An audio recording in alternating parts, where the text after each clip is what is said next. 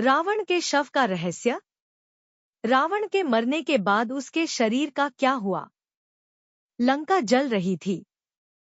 चारों ओर युद्ध का धुआं फैला हुआ था। वानर सेना विजय के जयकारे लगा रही थी और रणभूमि के बीचों बीच पड़ा था लंकेश्वर रावण का विशाल शरीर। दशानन रावण, जो कभी तीनों लोकों को चुनौती देता था, आज निश्चल पड़ा था। लेकिन क्या आपने कभी सोचा है, रावण की मृत्यु के बाद उसके शरीर का क्या हुआ? क्या उसका अंतिम संस्कार हुआ था? और उसकी मृत्यु के बाद भगवान श्रीराम ने क्या किया? आइए सुनते हैं यह रहस्यमयी और भावुक कथा। जब भगवान श्रीराम का दिव्य बाण रावण की नाभि में लगा, तब पूरा आकाश कांप उठा। रावण के 10 सिर जोर से गरजे और वह अपने रथ से नीचे गिर पड़ा। उसकी मृत्यु के साथ ही लंका में सन्नाटा छा गया। देवताओं ने आकाश से पुष्प वर्षा की। लेकिन दूसरी ओर रावण की पत्नी मंदोदरी और लंका के लोग शोक में डूब गए। मंदोदरी रोते हुए रणभूमि में पहुंची।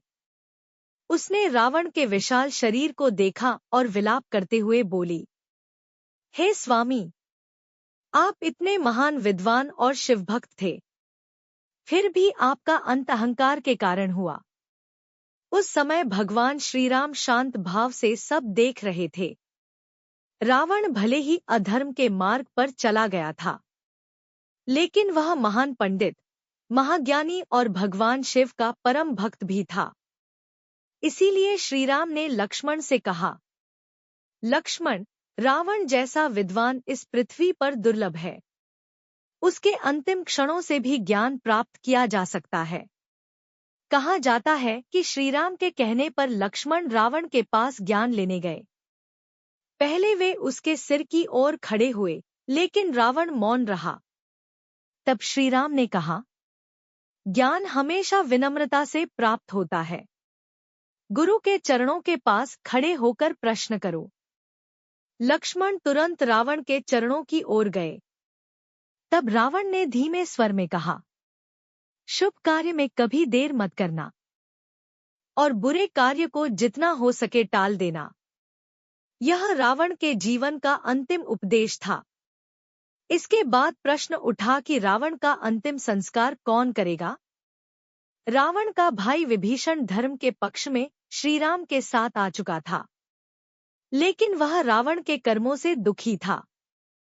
विभीषण ने कहा, प्रभु, रावण अधर्मी था, मैं उसका अंतिम संस्कार नहीं करना चाहता। तब भगवान श्रीराम ने गंभीर स्वर में कहा, विभीषण, मृत्यु के बाद शत्रुता समाप्त हो जाती है। अब वह केवल तुम्हारा बड़ा भाई है।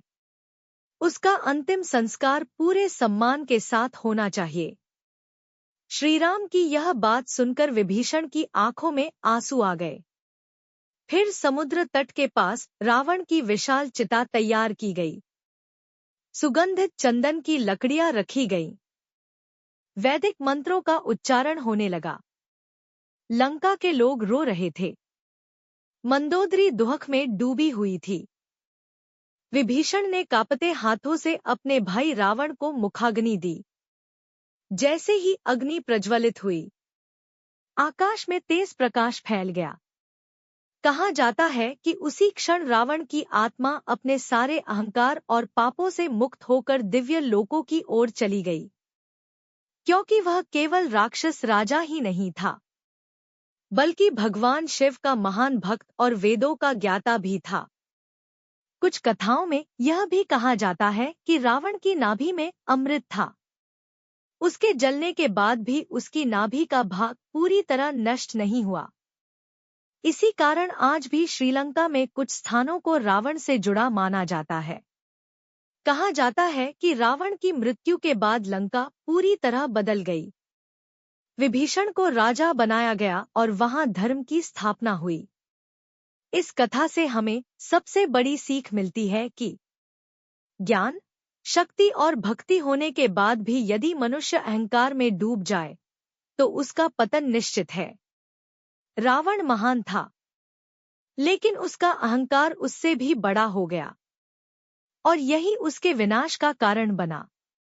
इसीलिए भगवान श्रीराम ने संसार को यह संदेश दिया, शत्रु के गुणों का भी सम्मान करना चाहिए।